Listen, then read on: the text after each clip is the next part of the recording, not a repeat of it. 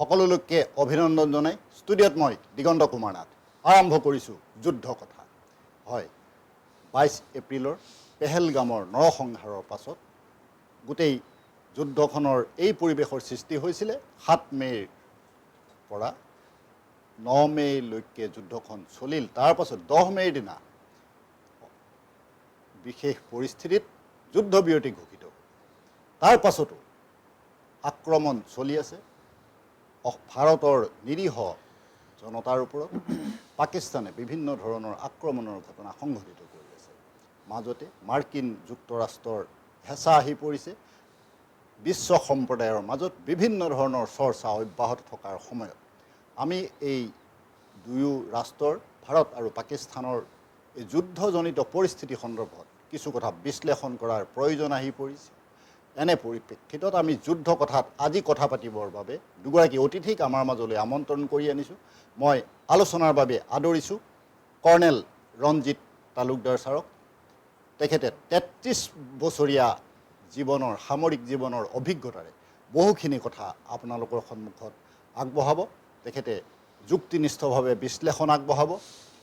আৰু একে সময়তে আমি এগৰাকী জ্যেষ্ঠ সাংবাদিক দীপংকৰ দেৱশৰ্মাক আমাৰ আজি আলোচনালৈ আদৰিছোঁ এই দুগৰাকী অতিথিৰ সৈতে আমি যুদ্ধ কথা অনুষ্ঠানৰ মাজলৈ গৈছোঁ মই প্ৰথমেই কৰ্ণেল তালুকদাৰ ছাৰক সুধিব বিচাৰিছোঁ এই যুদ্ধজনিত পৰিস্থিতি সন্দৰ্ভত তেখেতৰ দৃষ্টিকোণেৰে কেনেধৰণৰ কথা ব্যাখ্যা কৰিব চাওক মই প্ৰথমতে চিধা যুদ্ধৰ ভিতৰলৈ যোৱাৰ আগতে মই কিছুমান দৰ্শকৰ কাৰণে হয়তো মই অলপ আগলৈ যাম যে এই পৰিস্থিতিটো আহিল কিয় আহিল আৰু আমি কিয় এই পৰিস্থিতিলৈকে যাব লগা হ'ল বাধ্য হ'লোঁ ভাৰত স্বাধীনৰ পিছত 47 চনৰ পিছত 1948 চনকে ধৰি 65 71 তাৰপিছত চিয়াচিন গ্লেচিয়াৰৰ 84 চনৰ তাৰপিছত কাৰ্গিলকে ধৰি 5খন ডাঙৰকৈ যুদ্ধ মানে পৰাজয় হ'ল পাকিস্তান ভাৰতৰ আপুনি সেনাবাহিনীত কৰ্তব্যৰত অৱস্থা আৰু মই নিজে চিয়াচিন যুদ্ধত আৰম্ভণিৰ অৱস্থাতেই পৃথিৱীৰ সৰ্বোচ্চ মিলিটাৰী পোষ্টত চাকৰি কৰিছিলোঁ গিয়াংলা গ্লেচিয়াৰৰ যুদ্ধৰ বাবে তাত মই এটা গেলেণ্ট্ৰি এৱাৰ্ডো পাইছিলোঁ যেই নহওক অভিজ্ঞতা আছে আৰু তাৰ উপৰিও 8 বছৰ কাল মই জম্মু কাশ্মীৰৰ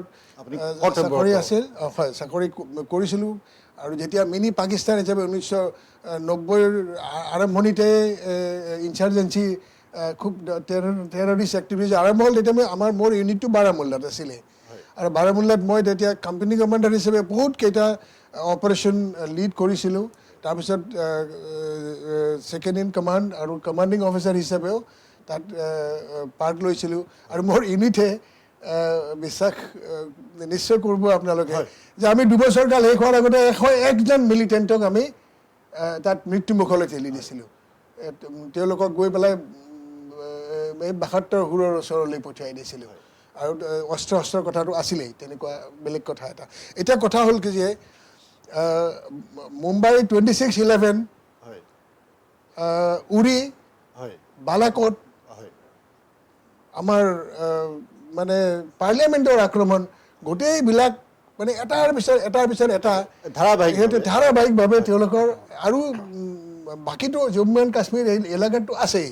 গতিকে সেইবিলাক আমি জানোৱেই যে প্ৰতি মাহে হেৰিটো চলি থাকে গতিকে এই টেৰৰিষ্ট ষ্টেটখন এওঁলোকৰ এই যেনেকৈ কুকুৰৰ নেজ চিধা নহয় গতিকে এই চিধা নোহোৱা নেজডাল কাটি কিয় পেলাব নোৱাৰোঁ আমাৰ সেইটো প্ৰয়াসেৰে বোধ হয় এইবাৰৰ গৈ পেলাই অপাৰেশ্যন হিন্দুৰে গৈ পেলাই ঠিক তেনেকুৱা এটা পৰ্যায় পোৱা বুলি মই ভাবোঁ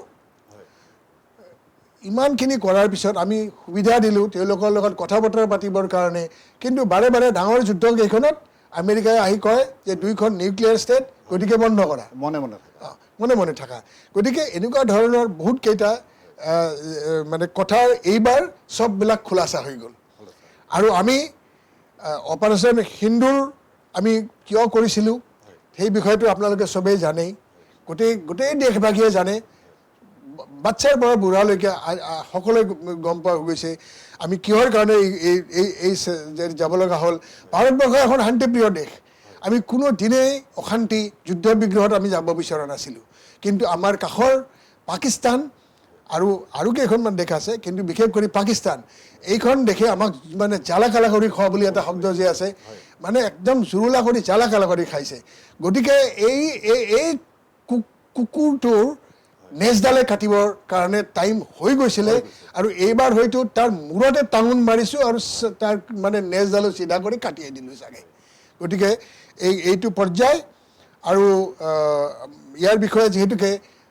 22 এপ্ৰিলৰ পিছত পহেলগামৰ যিটো মৰ্মান্তিক ঘটনা হ'ল তাৰ পিছত আমাৰ যিহেতুকে আমাৰ এখন অতি ষ্ট্ৰং চৰকাৰ আছে আৰু এই চৰকাৰৰ মুৰব্বীসকল অতি ষ্ট্ৰং তেওঁলোকে গোটেইখিনি মিলি পেলাই এটা অপাৰেশ্যনৰ যি দিশে আগুৱাই লৈ গৈ পেলাই য'ত স্থগিত ৰাখিলে সমাপ্ত কৰা নাই য'ত স্থগিত ৰাখিলে গোটেই পৃথিৱীখন স্তম্ভিত ইয়াৰ আমি এতিয়া ডিটেইলছত লাহে লাহে আমি যেতিয়া আলোচনা কৰিম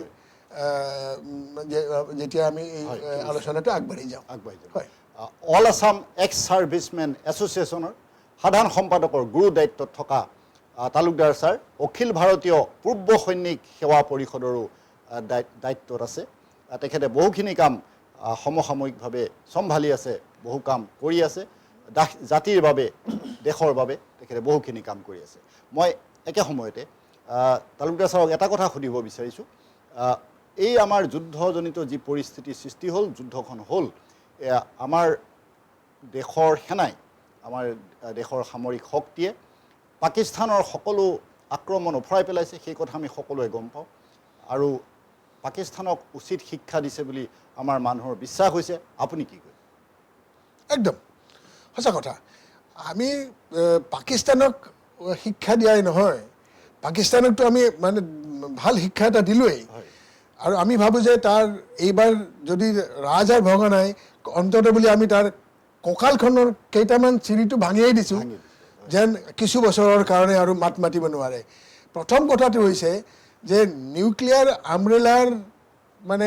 এটা বাহানা লৈ পেলাই আমি যেতিয়াই কিবা এটা আগবাঢ়ি যাওঁ তেতিয়াই বিশ্বৰ এই ডাঙৰ শক্তিকেইটা আহি পেলাই আমাক মানে হয় কিন্তু এইবাৰ সেইটো এটা মিথ এইটো আমি বিশেষভাৱে আলোচনা কৰিম এই নিউক্লিয়াৰ যিটো মানে হক্স যিটো আমি কৰিলোঁ কাণ্ড কিন্তু মই ক'ব বিচাৰিছোঁ যে আমি সঁচাকৈ এইবাৰ পাকিস্তানক আঁঠু কঢ়াই লৈছোঁ কাণত ধৰাই আঁঠু কঢ়াই নিয়াৰ পৰ্যায় তথাপি কিছুমান মই কৈছোঁ নহয় কিছুমান মানুহ যেনেকৈ আমাৰ মোল্লা মুনিৰ জেনেৰেল মোল্লা মুনিৰ বুলিয়ে ক'ম কাৰণ তেওঁ মই সামৰিক বাহিনীৰ মানুহ হিচাপে আমি সামৰিক বাহিনীৰ ইউনিফৰ্মক আমি বহুত যথেষ্ট সন্মান কৰোঁ আমি পাকিস্তানৰো সন্মান কৰোঁ সামৰিক বাহিনী আমি যুদ্ধ কৰিব পাৰোঁ কিন্তু এজন মানুহে যদি যুদ্ধ এখনত এটা ধৰ্মীয় মনোবৃত্তি লৈ পেলাই কৰিবলৈ আহে আৰু তেনেকুৱা মনোবৃত্তিৰে টেৰৰিষ্ট এক্টিভিটিজ মানে আগুৱাই দিয়ে গতিকে তেওঁক আমি তেনেকুৱা ধৰণে ক'বৰ কাৰণেও মই সাহস কৰোঁ মোল্লা মুনিৰ বুলি ক'বৰ কাৰণেও সাহস কৰোঁ কৰ্ণেল তালুকদাৰ ছাৰক ধন্যবাদ জনাইছোঁ ছাৰে উচিত কথাই কৈছে সময়ৰ কথা ছাৰে সময়ত কৈছে আমাৰ এই যুদ্ধবিৰতিক লৈ ইতিমধ্যে বিভিন্ন ক্ষেত্ৰত বিতৰ্কৰ সূত্ৰপাত হৈছে বিতৰ্কৰ মাজত সোমাই পৰিছে মাৰ্কিন যুক্তৰাষ্ট্ৰ বিতৰ্কৰ মাজত সোমাই পৰিছে মাৰ্কিন যুক্তৰাষ্ট্ৰৰ ৰাষ্ট্ৰপতি প্ৰথম সামাজিক মাধ্যমত এই যুদ্ধবিৰতি সন্দৰ্ভত মন্তব্য প্ৰকাশ কৰা মাৰ্কিন ৰাষ্ট্ৰপতিয়ে আমাৰ দেশৰ প্ৰধানমন্ত্ৰীয়ে যেতিয়া ভাষণ দিবলৈ আৰম্ভ কৰিছিলে ৰাষ্ট্ৰক সম্বোধি ভাষণ দিবলৈ আৰম্ভ কৰিছিলে সেই ভাষণ দিয়াৰ ঠিক এঘণ্টাৰ আগতে নিজৰ প্ৰতিক্ৰিয়া ৰাজহুৱাভাৱে প্ৰকাশ কৰিও বিতৰ্কত সাঙুৰ খাইছে এনেধৰণৰ ঘটনাবিলাক আছে মই এতিয়া আহিছোঁ জ্যেষ্ঠ সাংবাদিক দীপংকৰ দেৱশৰ্মাৰ ওচৰলৈ আৰু দেৱশৰ্মা ডাঙৰীয়াক মই সুধিব খুজিছোঁ এই দুয়ো দেশৰ মাজৰ যি যুদ্ধবিৰতি আৰু এই যুদ্ধবিৰতিক লৈ সৃষ্টি হোৱা বিতৰ্ক সেই সন্দৰ্ভত সাংবাদিকৰ দৃষ্টিৰে তেখেতে কেনেধৰণে ব্যাখ্যা কৰিব ধন্যবাদ নাথ আমি যেতিয়া ভাৰত এখন মহান ৰাষ্ট্ৰ আমি এই মহান ৰাষ্ট্ৰৰ একোজন নাগৰিক তালুকদাৰ ডাঙৰীয়া মই আপুনি আমি সকলো নাগৰিক আৰু যেতিয়া দেশত এখন যুদ্ধ হয় তাতে কোনো সেই ক্ষেত্ৰত কোনো এটা দল নাথাকে কোনো এটা ধৰ্ম নাথাকে আমি সকলো এক হৈ যুদ্ধ কৰোঁ হয়নে নাই সেইটো আপোনালোকে সকলোৱে জানে আৰু যেতিয়াই আমি দেখা পাওঁ যে পাকিস্তানৰ লগত ভাৰতে এটা সৌহাৰ্দ্যপূৰ্ণ ব্যৱহাৰ কৰিব বিচাৰে সেই মুহূৰ্তত আমেৰিকাই আহি প্ৰতি ক্ষেত্ৰতে হস্তক্ষেপ কৰে মই 40 বছৰীয়া ৰাজনৈতিক সাংবাদিকতাৰ অভিজ্ঞতাৰ পৰা কৈছোঁ মই 1996 চনত শ্ৰীলংকাত মই ৱাৰ ৰিপৰ্টিঙৰ সন্দৰ্ভত অৰ্থাৎ যিটো যুদ্ধৰ কেনেকৈ ৰিপৰ্টিং কৰিব লাগে সেই সময়ত LTT ৰাজত্ব চলিছিল মই তাত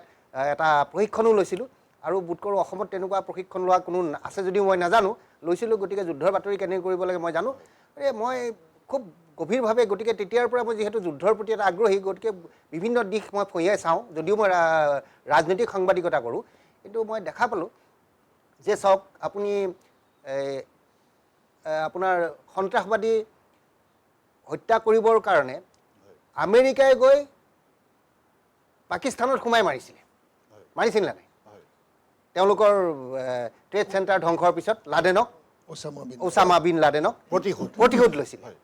এতিয়া ভাৰতে যেতিয়া ভাৰতৰ 26 জন কোনো ক্ষেত্ৰতকৈ 28 জন মানুহক যেতিয়া নিৰীহ মানুহক হিন্দুৰ চাই তেওঁলোকৰ ধৰ্ম সুধি প্ৰশ্ন কৰিলে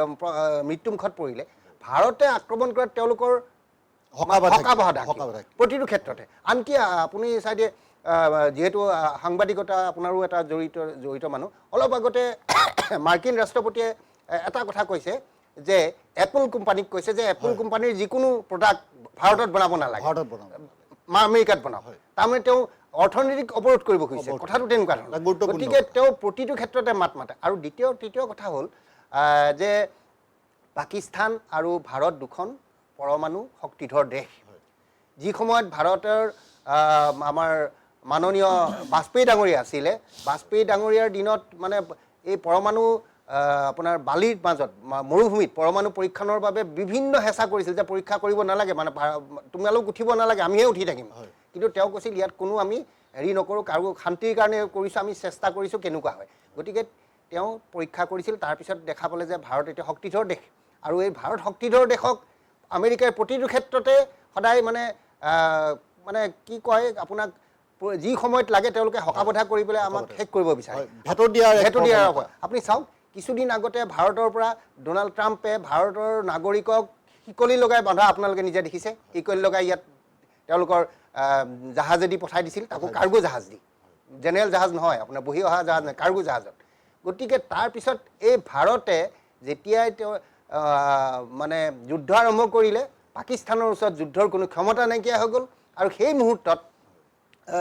আপোনালোকে নিশ্চয় মন কৰিছে যে তেওঁলোকে হেৰিৰ ওচৰত আমেৰিকাৰ ৰাষ্ট্ৰপতিৰ ওচৰত সেৱ মানাৰ পিছত কাকুতি মিনতি কৰিলে মানে সেৱ মানিলে কাকুতি মিনতি কৰিলে আপুনি কিবা এটা কৰক তেতিয়া তেওঁ ভাৰতৰ প্ৰধানমন্ত্ৰীক ফোন কৰিছে ফোন কৰি পেলাই কৈছে ঠিক আছে বাৰু আপোনালোকে দুখন পৰমাণু থকা ধৰ দেশ আপোনালোকে পৰমাণু কাৰণ আমাৰ ভাৰত বহুত সংযমশীল পাকিস্তানটো সংযমশীল নহয় তেওঁলোকে পৰমাণু দিবও পাৰে একো আচৰিত কথা নহয় গতিকে এনেকুৱা এটা তেওঁ হেৰি কৰিলে ভাৰতৰ মানুহ বহুত চিন্তাশীল তেওঁলোকে চিন্তা কৰিলে যে ভাৰতৰ প্ৰধানমন্ত্ৰীয়ে চিন্তা কৰিলে প্ৰতিৰক্ষা মন্ত্ৰীয়ে চিন্তা কৰিলে গৃহমন্ত্ৰীয়ে চিন্তা কৰিলে বা তেওঁলোকৰ যি সামৰিক বাহিনীয়ে চিন্তা কৰিলে তাৰপিছত চিন্তা কৰি তেওঁলোকে ঠিক আছে আমি যুদ্ধ বিৰতি কৰিম তেওঁলোকে যদি আমাক আক্ৰমণ নকৰে কিন্তু এতিয়া কথা হ'ল যে আপোনালোকে নিশ্চয় ইতিমধ্যে ঘুনুক ঘানাককৈ ওলাইছে যে পাকিস্তানৰ কিনাৰা হিলছ নামৰ এটা জেগা আছে কিনাৰা হিলছ আমাৰ মানে সূত্ৰৰ খবৰ অনুসৰি এইটো সূত্ৰৰ কথা নুসুধিব কি সূত্ৰৰ খবৰ অনুসৰি কিনাৰা হিলছত কিছুমান সুৰংগ আছে এই সুৰংগবিলাকত তেওঁলোকে যিবিলাক আপোনাৰ এটমিক ৱেপেন্স পাৰমাণৱিক ৱেপেন্স তেওঁলোকে তাত মজুত কৰি ৰাখিছে আৰু শুনক এটা আপুনি চাওক আপুনি এটা সৰু উদাহৰণ চাওক এটা সন্তান জন্ম দিওঁতে নাৰ্ছিঙৰ খৰচকে ধৰি 1 লাখ টকা ধৰক কিন্তু এই সন্তানটো লালন পালন কৰিবলৈ আপোনাৰ 30 বছৰ 35 বছৰলৈকে 30 বছৰ বা 25 বছৰলৈকে লালন কৰিব বহুত লাখ টকাৰ প্ৰয়োজন হয়নে নাই তাৰমানে তাৰ লগত 1 লাখৰ লগত আপুনি 20 লাখ টকা যোগ কৰক এটা এটম বম নিউক্লিয়াৰ বম ধৰক বনাওঁতে 35 কোটি টকা লাগিল ধৰি লওক কিন্তু তাক লালন পালন কৰি ৰাখিবলৈ কাৰণে তাক তেনেকৈ 3500 কোটি টকা লাগিব গতিকে পাকিস্তানে তেওঁলোকৰ দেশ দুৰ্ভিক্ষৰ দেশ তেওঁলোকে খালি এটম বম বনাইছে আৰু আমাৰ হাতত মানে এইটো অসমৰ্থিত সূত্ৰৰ খবৰ অনুসৰি তেওঁলোকৰ হাতত 170টা নিউক্লিয়াৰ বম আছে আৰু ভাৰতৰ হাতত 190টামান নিউক্লিয়াৰ বম আছে আৰু ভাৰতে কিন্তু কোনদিন কোৱা নাই কিন্তু তেওঁলোকে 170টা বম আছে আৰু এক অসমৰ্থিত সূত্ৰৰ খবৰ অনুসৰি যে এই যে যুদ্ধবিৰতি কৰিব লগা হ'ল পাকিস্তানৰ যেতিয়া তেওঁলোকে বিভিন্ন এটেক কৰিছিল ইণ্ডিয়াই ব্ৰাহ্মোছ অস্ত্ৰ দি পেলাই অস্ত্ৰ দি কৰি তেওঁলোকে মানে কিনাৰা হিলছত কৰা নাই তেওঁলোকে কাষত এয়াৰ ষ্ট্ৰিপত কৰিছিল কৰোঁতে তাৰ পৰা কিছুমান কম্পন হৈছিলে কম্পনৰ পৰা ফলত এই কিৰাণা যিটো হিলছ আছিল ভূমিকম্প কিৰাণা হিলছ যিটো আছিল কিৰাণা হিলছত তাত যিটো নিউক্লিয়াৰ ৱেপনছ আছে তাতে নিউক্লিয়াৰ ৱেপনছত তাত গৈ এফেক্ট কৰিছিলে এফেক্ট কৰাৰ কাৰণে তেওঁলোকে ভয় খালে আৰু তেওঁলোকৰ তাৰ পৰা হেৰি ওলাল ৰেডিয়েশ্যন বা তেওঁলোকৰ ভূমিকম্প আপোনালোকে মন কৰিব 4-5 তাৰিখে 3টা 4টাকৈ ভূমিকম্প তেওঁলোকৰ হৈছে এতিয়াও 2-এটা ভূমিকম্প প্ৰতিদিনে হৈ আছে তেওঁলোকৰ আৰু তাৰপিছত আমেৰিকাৰ তেওঁলোকৰ যিখন এজেণ্ট আছে চোৰাংচোৱা বিভাগে তেওঁলোকক খবৰ দিলে যে আমেৰিকাত পাকিস্তানৰ বৰ ডাঙৰ ঘটনা হৈছে লগে লগে আমাৰ ডোনাল্ড ট্ৰাম্পে ভাৰতৰ কুটিমিনতি কৰাৰ নিচিনাই ক'লে মানে ভাৰতক ক'লে আপোনালোকে যুদ্ধবিৰতি কৰক ভাৰতে ক'লে যে ঠিক আছে আমি যুদ্ধবিৰতি কৰিম তেওঁলোকে যদি আমাক কোনো এটেক নকৰে আমিতো সন্ত্ৰাসবাদৰ বিৰুদ্ধে কৰিছোঁ আমি সাধাৰণ নাগৰিকৰ বিৰুদ্ধে কৰা নাই গতিকে তাৰপিছত আমেৰিকাই এখন এৰিয়েল মানে যিখন পাৰমাণৱিক বিকিৰণ হয় যে বিকিৰণ যিটো হয় ৰেডিয়েশ্যন মাপ কৰিব পৰা এখন বিশেষ বিমান তেওঁলোকে পঠাই দিছে সেইবিলাক চাইণ্টিফিক বিমান থাকে সেই বিমানখন কিনাৰা হিলছৰ ওপৰত উৰিছে তেওঁলোকে ৰেডিয়েশ্যন মাপ কৰিছে আৰু ইতিমধ্যে ইজিপ্তেও এখন পঠাইছে ইজিপ্তৰ 2খন বিমানে তাত কৰিছে গতিকে আপুনি চাওক পাকিস্তান হয়তো এই এটমিক এনাৰ্জি বা পাৰমাণৱিক বোম তেওঁলোকে কিবা এটা কৰিব বিচাৰিছিল বা পাৰমাণৱিক বোমৰ কিবা এটা সম্ভেদ হৈছিল আৰু সেইকাৰণে ভাৰতক ডোনাল্ড ট্ৰাম্পে মানে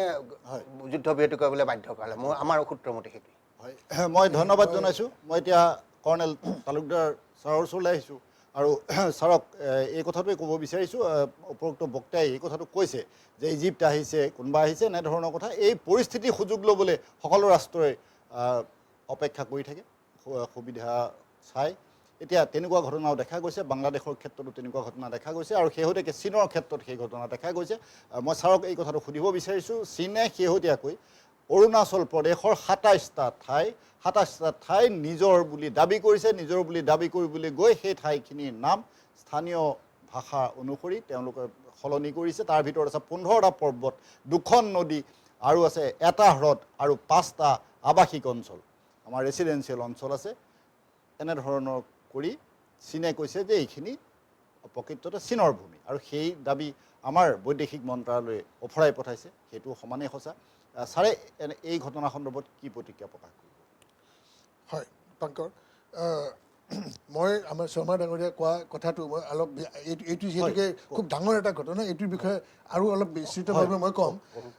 প্ৰথমতে আপুনি সোধা প্ৰশ্নটোৰ উত্তৰে মই দিছোঁ বাৰু যে চাওক পুৰণা তিব্বেত অঞ্চলখন যিহেতুকে আমাৰ পুৰণা ভাৰত আৰু পুৰণা চীনৰ মাজৰ এটা মানে হেৰি বাফাৰ ষ্টেট হিচাপে আছিলে আৰু শান্তিপূৰ্ণ এখন দেশ তাৰ কোনো মানে প্ৰকৃততে মাৰ্কিং কৰা বাউণ্ডাৰীও নাছিলে তেনেকুৱা ধৰণৰ আৰু হিমালয়ৰ ওপৰৰ আমি কি কওঁ মৰুভূমি নিচিনা আৰু মানে পৃষ্ঠভূমি গতিকে এইখন ঠাই যিহেতুকে আগতে কেতিয়াবাৰ দিনত চীনৰ ৰজাই ৰাজত্ব কৰিছিলে আমি যেনেকৈ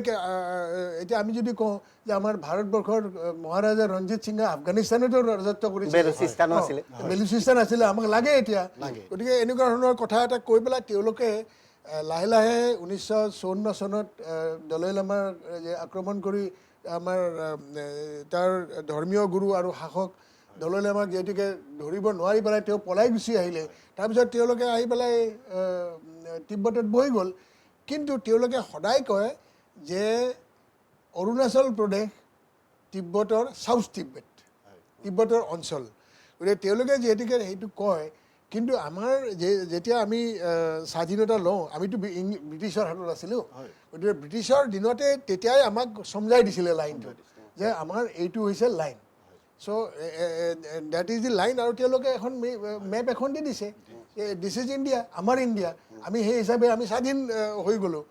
এই কথাটো চৌৱেন লাই নামানিছিলে আৰু চৌৱেন লাই তেতিয়াই 62ৰ আগতে আমাৰ ওচৰত আহি পেলাই নেহৰুৰ লগত কথা বতৰা পাতিবৰ কাৰণে আহিব বিচাৰিছিলে but we did not agree to his proposals কিন্তু ম্যানমাৰত গৈছিলে তেতিয়া দিনৰ ব্ৰহ্মদেশত তেওঁলোকে মানি লৈছিলে গতিকে তেওঁলোকৰ বহুত ঠাই তেওঁলোকে লৈ গ'ল আমি কিন্তু সেই কথাটো আমি তেতিয়াই মানি নল'লোঁ তেওঁলোকৰ প্ৰপ'জাল আৰু আমি তেতিয়াই আমাৰ নৰ্থ ইষ্ট ফ্ৰণ্টিয়াৰ এজেঞ্চি হিচাপে গোটেই এৰিয়াটোক আমাৰ তলত ৰাখি পেলাই লাহে লাহে আমি সেইখনক আমাৰ ভাৰতৰ মানে ভাৰতীয় সংস্কৃতিৰ লগত আছিলেই আগতেও মই এইখিনিতে ক'ব বিচাৰিছোঁ যে এটা খুব ভাল অধ্যয়ন এটা আজি যোৱা 4-5 বছৰমানৰ ভিতৰতে হৈ পেলাই যোৱা বছৰ ৰাজীৱ গান্ধী ইউনিভাৰ্চিটি ইটানগৰত পাব্লিছ কৰিছে দেই এখন দস্তাবেজ মানে ৰিচাৰ্চ পেপাৰ এইখনত মানে তাত গৈ আমি হেৰিটো গৈছে আৰু সেইখন যিদিনাখন চৰকাৰে মানে হেৰি কৰে একচেপ্ট কৰে সেইদিনাখনে মই আৰু মোৰ বন্ধু ব্ৰজেন বৰা আমি দুইজনে ৰাজীৱ গান্ধী ইউনিভাৰ্চিটিত আমাক এটা সৰু কিবা টক দিবৰ কাৰণে কৈছিলে আমি তাত আছিলোঁ তাত আমাক এই গোটেই হেৰিখনো দেখুৱাইছিলে যে অৰুণাচলৰ মানুহৰ ভাৰতৰ স্বাধীনতা যুদ্ধত কোন কোন মানুহৰ নেপথ্যত থাকি আনচাং হিৰোবিলাকৰ লাইফবিলাক তাত গোটেইবিলাক লিপিবদ্ধ কৰা হৈছে তাৰমানে অৰুণাচলৰ মানুহে ব্ৰিটিছৰ শাসনৰ পৰাও যুদ্ধত আমাৰ লগত আছিলে সেইবিলাক লিপিবদ্ধ হৈ আছে কিন্তু চীনে যিহেতুকে তেওঁলোকে চাউথ টিবেট বুলি পেলাই তেওঁলোককতো পাৰিলে গোটেইখন লাগে তেওঁলোকে মংগোলিয়া দখল কৰিলে দখল কৰি চাৰিওফালে গতিকে চাউথ চাইনা চিখন লাগে তাৰ ৰিফ্ছ একদম গৈ পেলাই মানে চাউথ চাইনা চিৰ একদম তলৰ ফালে গৈ পেলাই দখল কৰিব আৰম্ভ কৰিলে ৰিফবিলাক নতুনকৈ ক্ৰিয়েট কৰি তাত সেইবিলাকত মানে মিলিটাৰী ঘাটি বনোৱা আৰম্ভ কৰিলে আৰু সেইকাৰণে সেইটো এটা বেলেগ চেপ্টাৰ হৈ পৰিছে গোটেই পৃথিৱীৰ কাৰণে বিশেষ কৰি ৱেষ্টাৰ্ণ ৱৰ্ল্ডৰ কাৰণে বা ভাৰতৰ কাৰণে কিন্তু মই ক'ব বিচাৰোঁ যে এওঁলোকে যে নতুন নতুন নাম দি এইবিলাক কৰিছে তাৰ মানে অৰ্থটো এইটোৱে হৈছে যে চীনে এই গোটেই বস্তুটো লিপিবদ্ধ কৰি আজিৰ দিনত জিনপিঙে নোৱাৰিলেও জিনপিঙৰ কোনোবা ল'ৰা ছোৱালী 1-2 চনৰ পিছতো আমাৰ উত্তৰাধিকো অৰুণাচলখন যে চীনৰ এই কথাটো তেওঁলোকে মানে হয় প্ৰতিফল কৰি থ'ব বিচাৰিছে গোটেই পৃথিৱীকে জনাব বিচাৰিছে যিটো আমি নামানো আৰু সেইটো হ'ব নোৱাৰে সেইকাৰণে আমিও তাৰ প্ৰত্যুত্তৰত আমিতো নিজা নাম দিয়া নাই অৰুণাচলৰ মানুহবিলাকে নিজেই নিজৰ ঠাইবিলাকৰ নিজে নাম দিছে অৰুণাচল নামটো যদিও মানে হেৰি কৰা হৈছিলে আমাৰ ইয়াতো আমাৰ ভূপেন হাজৰিকা ডক্টৰ ভূপেন হাজৰিকাৰো বহুত হেৰি আছে মানে অৰুণাচলৰ মানুহৰ অন্তৰত গৈ পেলাই কেনেকুৱা ভাৰতীয়তাবাদ অসমৰ বা ভাৰতীয়তাবাদ আমাৰ দেশৰ প্ৰেমৰ কথাবিলাক তেওঁলোকৰ ভিতৰত সোমাই পৰিছিলে গতিকে যিবিলাক অঞ্চলত এনেকুৱা ধৰণৰ কথা হৈছে অৰুণাচলে সেইটো বৰ্তমানৰ অৰুণাচলে সেইটো স্বীকাৰ কৰা নাই গোটেই পৃথিৱীয়ে কোনোদিনে স্বীকাৰ কৰা নকৰেও হয়তো চীনৰ কিছুমান চামচাই তেনেকুৱা এটা হয়তো একচেপ্ট মানে সেইখন মেপ বা নামবিলাক একচেপ্ট কৰিব পাৰে আমিতো নকৰোঁৱেই নাম দি থাকোঁ নাম দিলে কি হ'ব নাম দিলে কিবা এটা হ'ব নেকি অৰুণাচল আমাৰ একেবাৰে অতি মানে মানে অবিচ্ছেদ্য মানে আমাৰ এটা অবিভেদ্য অংগ গতিকে ইয়াত চীনে যিয়েই কৰি নাথাকক তাত ইট কেনট আৰু এতিয়া আজিৰ দিনত ভাৰতৰ লগত সংঘৰ্ষ কৰি বলেৰে অৰুণাচল প্ৰদেশক চীনৰ ভিতৰলৈ নিয়াটো কোনো প্ৰকাৰে সম্ভৱপৰ নহয় ছাৰে আমাৰ দীপাংকৰ দাৰ এটা প্ৰশ্নৰ উত্তৰ আপুনি অকণমান সংযোজন কৰিম বুলি কৈছিলে হয় আমাৰ কিনাৰা হিলছৰ যি হয় মই এইটো ক'ব বিচাৰিছোঁ যে এই যে আমি শেষত গৈ পেলাই উপায় নাপাই পেলাই আমি 10 তাৰিখে এয়াৰ ষ্ট্ৰাইক কৰিব লগা হৈ গ'ল গতিকে আমি যেতিয়া 10 তাৰিখ মানে এটেক কৰিছিলোঁ 11খন ঠাই আমি চিলেক্ট কৰিছিলোঁ গতিকে আমাৰ এয়াৰ ষ্ট্ৰাইকে হওক আমি মিছাইল ষ্ট্ৰাইকে হওক আৰ্মি ষ্ট্ৰাইকে হওক গতিকে 5খন ঠাই আমি জম্মু এণ্ড কাশ্মীৰ আৰু পাকিস্তান অকুপাইড কাশ্মীৰৰ ফালে লৈছিলোঁ আৰু পাকিস্তান অকুপাইড কাশ্মীৰৰ ভিতৰত আৰু 4খন ঠাই আমি তলৰ ফালে মানে হেৰি কৰিছিলোঁ আৰু এইটো হৈছে চাৰগোডা এৰিয়াটোৰ এটা মানে হেৰি এয়াৰবেছ গতিকে চাৰগোদা এয়াৰবেছৰ কাষতে আছে কিৰাণা হিলছ কিৰাণা। হয় কিৰাণা হিলছত তেওঁলোকৰ ফেচিলিটি আছিল এই কথাটো আমি নিশ্চয় গম পাইছিলোঁ গতিকে আমি জনা সূত্ৰমতে এতিয়া যিবিলাক ওলাইছে এই কিৰাণা হিলছৰ ভিতৰত 5খন বা 6খন দুৱাৰ আছিলে তাৰে হয়তো 4খন মানে আমাৰ মিছাইলে হিট কৰিছে গতিকে মিছাইলে হিট কৰাৰ পিছত তাত 4.11 মেগনিটিউডৰ মানে আৰ্থকুৱেক নে জোকাৰণি হৈছে মানে ভিক্টৰ স্কেলত সেইটো আচলতে আৰ্থকুৱেক হ'লেতো 20-25 কিলোমিটাৰত মানুহে গম পালেহেঁতেন কিন্তু সেইটো 4-5 কিলোমিটাৰ মানতে মানে আবদ্ধ আছিলে গতিকে এই যিহেতুকে আৰু তাৰ পিছতো হৈছে হয়তো গতিকে এই 4-5খন দুৱাৰৰ পিছত আমি জনামতে যি এনেকৈ আমাৰ বিশেষজ্ঞবিলাকক শুনাৰ পিছত আমি গম পাইছোঁ যে হয়তো আৰু 2-3খন দৰ্জা আছিলে বন্ধ আছে কিন্তু এই যে 3-4খন দৰ্জা মানে মুখত হিট কৰিছে গতিকে তাৰ ভিতৰত থকা কিমানটা বা আছে ভিতৰত নাজানো সেইবিলাকত মানে চেম্বাৰ কৰি পেলাই থোৱা আছে হয়তো আৰু এই ঠাইখিনি মই প্ৰথমতে কিৰাণা হিলছৰ চাৰগোদাৰ কথাটো কৈ লওঁ আৰু অলপমান বুজাই লওঁ তাৰপিছত আৰু দুটাৰ কথা ক'ম হয়তো ভিতৰত আৰু বহুকেইটা আছে গতিকে তাত এই বস্তুবিলাক চাব ক্ৰিটিকেল মাছ হিচাপে আছে কাৰণ যেতিয়াই ক্ৰিটিকেল মাছত আহে তেতিয়া নিউক্লিয়াৰ এক্সপ্ল'জন হ'ব ইউৰেনিয়ামেই হওক বা প্লুটনিয়ামেই হওক ফিজাইল মেটেৰিয়েললৈকে হওক বা ফিউজন মেটেৰিয়েল হওক ক্ৰিটিকেল মাছত এটা আহিব লাগে গতিকে হয়তো মানে আমি হেৰি হিচাপে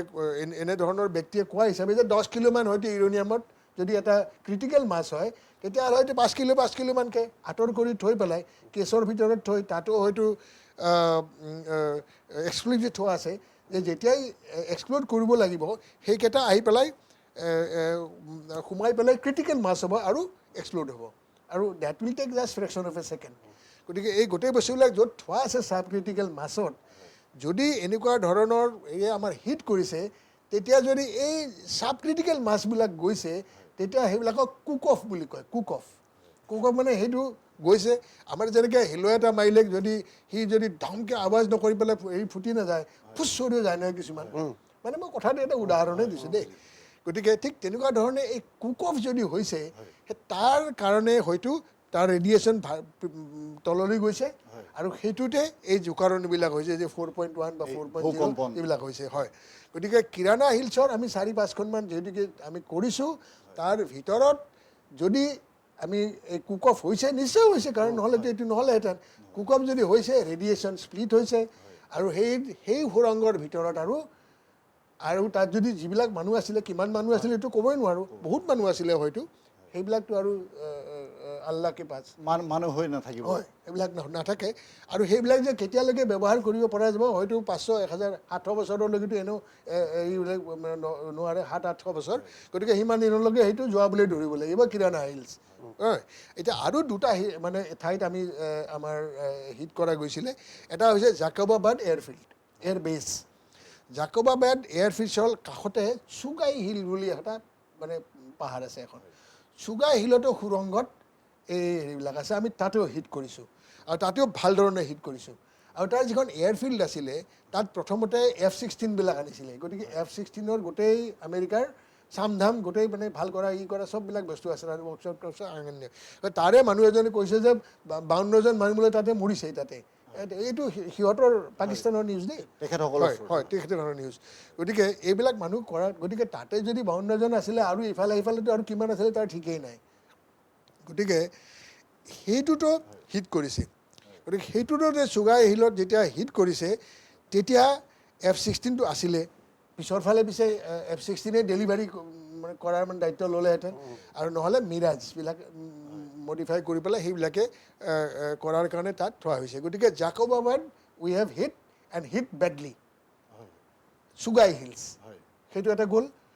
হয়তো চুগাই হিলছ আৰু এই কিৰাণা হিলছ এই দুই ঠাইত হয়তো মই কৈছোঁ দেই যে কাৰণ এতিয়া বহুত ডিছকাশ্যন চলিছে যে এইবিলাক আমেৰিকাৰ পৰাই বম নহয়তো দিছ মে বি আমেৰিকান বম্বছ মানে দে আৰ ষ্ট'ৰিং ইট ক্লেণ্ডেষ্টিনলি ষ্ট'ৰ কৰি ৰাখিছে এজ পাৰ্ট অফ দেয়াৰ নেটো against Russia against India against China what ever it is যিয়ে নহওক আৰু এই বস্তুটো মানে একদম ইমানেই ছিক্ৰেট আছিলে আমাৰ ছিক্ৰেট এজেঞ্চিৰো হয়তো অলপমান লাপৰৱাহীয়ে হ'ল তেওঁলোকে এইটো গম পোৱা নাছিলে বাট এইটো নিশ্চয় গম পাইছিলে যে তাত কিবা নিউক্লিয়াৰ ৱেপনছ আছিলে এই দুটা হৈ গ'ল জাকবাবাদ হিট কৰিছে আৰু তাতেও 5.1 ৰিডিং আছিলে ভিক্টৰ স্কেলত চ' তাতেও কুক অফ নিশ্চয় হৈছে গতিকে কুক অফ যদি হৈছে তাৰমানে সেইটোৰ ভিতৰৰো টানেলৰ ভিতৰত বিকিৰণ নট ইউজেবল 1/6 ফিনিছ আহিলে এতিয়া আমি মষ্ট ইম্পৰ্টেণ্ট আছিলে যে আমি বহুত বছৰৰ পৰাই এই কাহুতাত মানে পাকিস্তানে এটম বম তৈয়াৰ কৰিছে কাহুতাত ৰাখিছে এনেকুৱা ধৰণৰ আমি কথাটো শুনি থাকোঁ নহয় হয় এইটো হৈছে যে কাহুতাৰ ওচৰতে আমাৰ যিটো এয়াৰবেছ আছে সেইটো এয়াৰবেছত নুৰ খান ৰাৱলপিণ্ডি ছাৰ ৰাৱলপিণ্ডিৰ কাষত সেইটো হয় নুৰ খান মানে এডজাষ্টেণ্ট টু ইট আৰু গতিকে তাতে এয়াৰপৰ্টটো হৈছে চাকলালা ওলাইছে হয় গতিকে এইটোত নুৰ খানৰ যেতিয়া ওপৰত মানে ক্ৰেটাৰ দেখিলে হিউজ ক্ৰেটাৰ বুজিছে নাই তাৰপিছত মানে পাকিস্তানৰ হুঁচ উৰি গ'ল তেতিয়াহে সিহঁতে নিট আহি গ'ল অ' মাই গড কি হ'ল আৰু লগে লগে আমেৰিকাৰ জাহাজ হয়তো আপুনি কোৱাৰ নিচিনা শৰ্মা ডাঙৰীয়া তেওঁলোকৰ হয়তো নিউক্লিয়াৰ ৰেডিয়েশ্যন এছেছমেণ্ট কৰা জাহাজ আগতেই পঠিয়াই দিছিলে এইটো গম পাই পেলাই নহ'লে আমেৰিকাৰ পৰা ইমান সোনকালে কেনেকৈ আহি পায় ৰাতিপুৱা 5টা বজাত নিউক্লিয়াৰ ছাইটৰ ওপৰত এছেছমেণ্ট কৰি থকা গৈছে তেওঁলোকৰ কিবা 350 এয়াৰক্ৰাফ্ট হয় গতিকে এনেকুৱা যদি এটা অৱস্থা তাৰমানে আমেৰিকাই এইটো গমেই পাইছিলে আগতে লৈ আনিছিলে হয়তো এইখন ক'ৰবাত ওচৰতে আছিলে এছেছমেণ্ট কৰাৰ কাৰণে আৰু নাইবা যুদ্ধ আৰম্ভৰ ক্ষেত্ৰতে তেতিয়াই গম পাইছে যে এইবিলাকত যদি কৰে তেতিয়াহ'লে it will be rewarded so' better be on the way এইটো হ'ব পাৰে হয়তো হ'ব পাৰে হয় তাৰপিছত মানে ভালটো চাওক যে এইটো কৰাৰ পিছতে তেওঁলোকে মানে যেতিয়া তেওঁলোকৰ মুখ মেলা গ'ল নহয় তেতিয়া তেওঁলোকে এইফালে ফোন কৰা আৰম্ভ কৰিলে সেইফালে ফোন কৰা আৰম্ভ কৰিলে আমাৰ কি হ'ল মৰিলোঁ কৰা বচাও যুদ্ধ বন্ধ কৰক তেতিয়াহে তেওঁলোকে নিজ আহি পেলাই চাৰিওফালে ফোন ঘুমোৱা মানে কৰা আৰম্ভ কৰিলে আৰু তেতিয়া মানে মোৰ বোধেৰে এই যে ভাইচ প্ৰেচিডেণ্ট ভান্স আহিছিলে তেওঁতো জয়পুৰত থাকি পেলাই কৈছে in this war we will not interfere in Indo Pakistan war তেওঁৰ ঘৈণীয়েক ইণ্ডিয়ান মানে অৰিজিনেল ইণ্ডিয়ান অৰিজিনৰ গতিকে তেওঁৰ এটা ভাল ভাৱ আছিলে ভাল ভাৱতে কিবা এটা কৈ গ'ল আৰু তাত গৈ দুদিনৰ পিছতে কি কৰিলে তেওঁৱে আহি ক'লে oh' my god you know' the nuclear bombs are in their missiles and all it is going to be a nuclear war so' stop it কৰি পেলাই তেওঁলোকৰ ছেক্ৰেটাৰী অফ ষ্টেটে ফোন কৰিলে এইপিনে আৰু এইফালে আমাক সোধোতে আমাৰতো পজিশ্যনটো এইটোৱে আছিলে যে আমিতো যুদ্ধ কৰা নাই যুদ্ধ কৰিছে মানে এইবিলাক কৰিছে পাকিস্তানে গতিকে পাকিস্তানে বন্ধ কৰিলেতো আমি এনেও বন্ধ কৰিম আমিতো এনেও বন্ধ টেৰৰিজিম বন্ধ কৰিব লাগে এটেক বন্ধ কৰিব আমিও কৰিম এনেকুৱা ধৰণৰ কথা এটা কওঁতে হয়তো মানে ডোনাল্ড ট্ৰাম্পৰ ফালৰ পৰা পাকিস্তানক কৈছে গ' and bag and accept whatever India is telling. You speak to India. ভাৰতৰ লগত কথা পাতা আৰু যি কয় তাকে মানি লৈ পেলাই তুমি বন্ধ কৰা এইটো নহ'লে বন্ধ নকৰিলে হয়তো আৰু যদি কিবা হয় তেতিয়াহ'লে কাৰণ তেতিয়া তেওঁলোকে অলৰেডি ভয় খাইছিলে যে কিজানি ৰেডিয়েশ্যন অলৰেডি স্প্লিট হোৱা আৰম্ভই হৈছে কুক অফতো হৈ যায় আৰু কুক অফৰ পৰা চাব ক্ৰিটিকেল মাছ কিজানি ক'ৰবাত হৈয়ে মানে চ' মেনি ইফছ এণ্ড বাটছ এটা আছে গতিকে এই নুৰ খান এয়াৰবেছৰ যিটো মানে হেৰি হৈ গ'ল প্ৰব্লেমটো এইটো চবতকৈ বেছি এই তিনিটাৰ ভিতৰতে এটা মানে হেৰি হিলাই দিছে কিৰাণা হিলৰ উপৰিও আৰু এইখিনিতে মই এইটো ক'ব বিচাৰিছোঁ এই যে আজি মিডিয়াত ওলাই আছে যে হয়তো এইবিলাক নাটক আমেৰিকাৰ আৰু এই পাকিস্তানৰ হয়তো নাছিলেই পাকিস্তানৰ এই খান চাহাবে চুৰ কৰি অনা বুলি এইবিলাক কৈ পেলাই কৰা এইবিলাক কিজানি আমেৰিকান বেষ্ট ষ্টৰি আছিলে তেতিয়াৰ দিনত হয় কাৰণ তেতিয়া দিনৰ পৰাই পাকিস্তানক আমেৰিকাই ব্যৱহাৰ কৰি আহিছে ৰাছিয়াৰ এগেইনষ্টে এইটো পৰৱৰ্তী কালত যেতিয়া আফগানিস্তানৰ গোটেই ঘটনাটো ছেটেল ডাউন হৈ গ'ল তেতিয়াহে কিন্তু ইমান দিনে কিয় পইচা দি আছে বাৰু F-16 মেইনটেইন কৰিবলৈ পইচা দিয়ে তাৰপিছত এতিয়া $1 বিলিয়ন লোন দিবৰ কাৰণে পাকিস্তান আমেৰিকা গোটেইবিলাক আৰু মাজে মাজে পইচাই দি থাকে কিহৰ কাৰণে দি থাকে বাৰু আমাৰ কেছতে ভাবকচোন আমাৰ ঘৰত যদি কোনোবা কোনোবা এজন মানে কাৰোবাৰ লগত আমাৰ এটা কিবা এটা ইণ্টাৰেষ্ট থাকে, ঘৰৰ কাষৰ মানুহ এজন ক'ৰবাত গৈ আছে, গতিকে আমাৰ ঘৰৰ গোটেই চিক্ৰেটবিলাক জানে, গতিকে মানুহজনে কেতিয়াবা আহিলে আমি আৰু যা লৈ যা 200 টকা,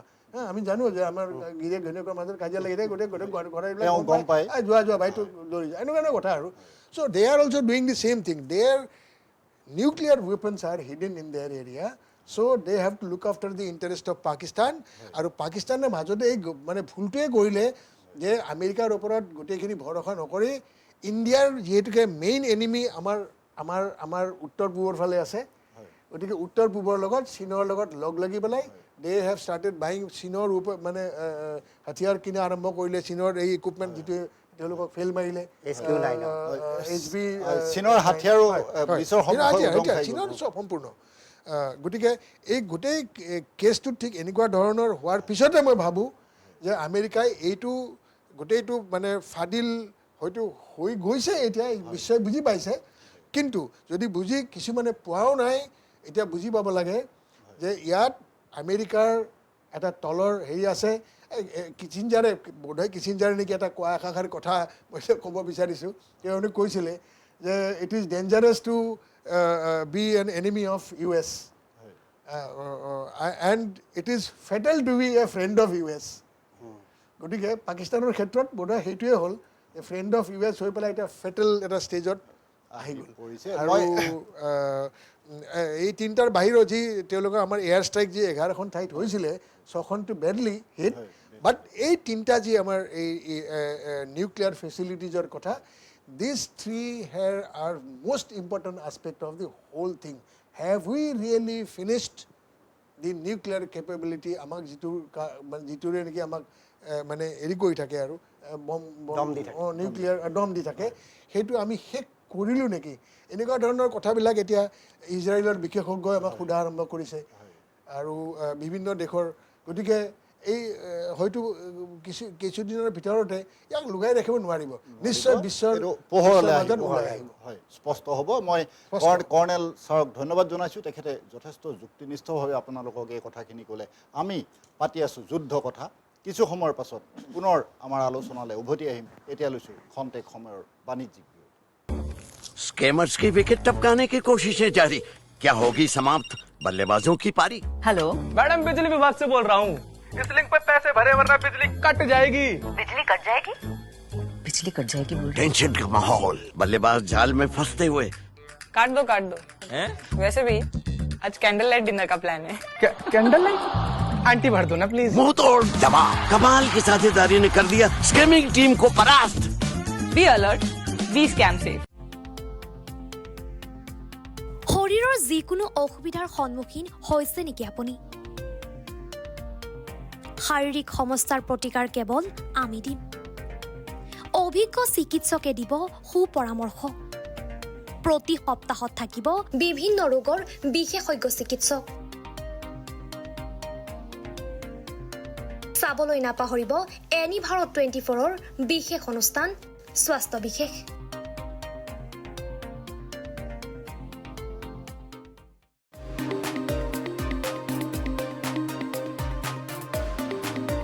আপোনাৰ ঘৰখন আৰু অফিচটো চালে চকুৰোৱাকৈ সজাওক। আজি আহক সকলো ধৰণৰ অত্যাধুনিক ফাৰ্নিচাৰৰ বাবে চিটি ফাৰ্নিচাৰ 6 মাইল গুৱাহাটী। আমাৰ ঠিকনা 6 মাইল পাঞ্জাবাৰী ৰোড, পুৰবিটাৰীৰ সন্মুখত, গুৱাহাটী। আমাৰ যোগাযোগ নম্বৰ 9435013969।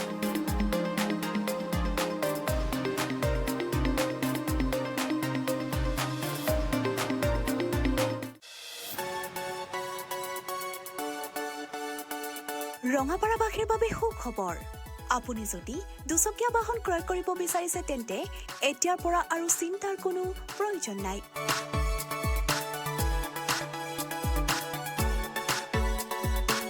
আপুনিও আহিব পাৰে DBP associate Bajaj two wheeler ডিলাৰলৈ।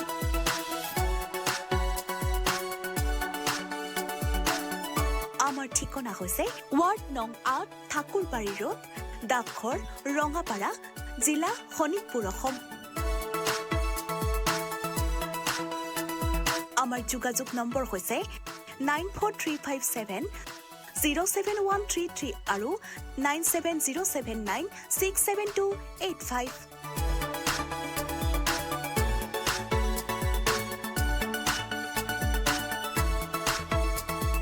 भाई बिजनेस रजिस्टर हो गया? Yes,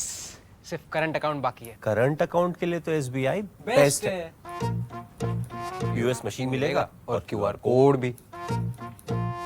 best cash deposit limit, east और वेस्ट इंडस्ट्री में बेस्ट। सबको पता है। SBI करंट अकाउंट बेस्ट है, सबको पता है।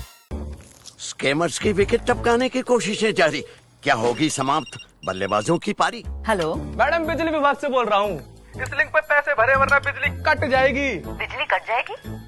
बिजली कट जाएगी बोल रहे? टेंशन का माहौल, बल्लेबाज जाल में फंसते हुए। काट दो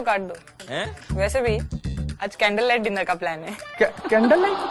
आंटी भर दो ना प्लीज। मुंह तोड़ जवाब, कमाल की साझेदारी ने कर दिया स्कैमिंग टीम को परास्त। Be alert, be scam safe. শৰীৰৰ যিকোনো অসুবিধাৰ সন্মুখীন হৈছে নেকি আপুনি? শাৰীৰিক সমস্যাৰ প্ৰতিকাৰ কেৱল আমি দিম। অভিজ্ঞ চিকিৎসকে দিব সুপৰামৰ্শ। প্ৰতি সপ্তাহত থাকিব বিভিন্ন ৰোগৰ বিশেষজ্ঞ চিকিৎসক। চাবলৈ নাপাহৰিব এনি ভাৰত 24ৰ বিশেষ অনুষ্ঠান স্বাস্থ্য বিশেষ।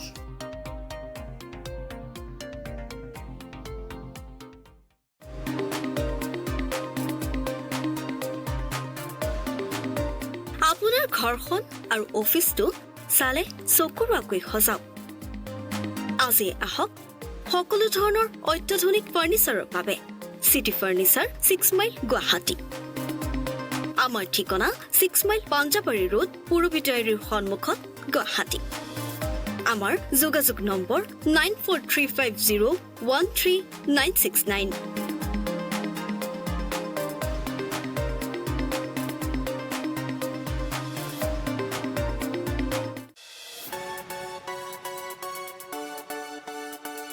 ৰঙাপাৰাবাসীৰ বাবে সুখবৰ।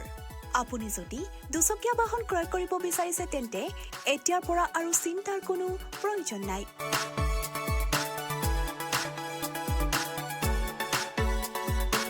আপুনিও আহিব পাৰে DBP associate Bajaj two wheeler ডিলাৰলৈ।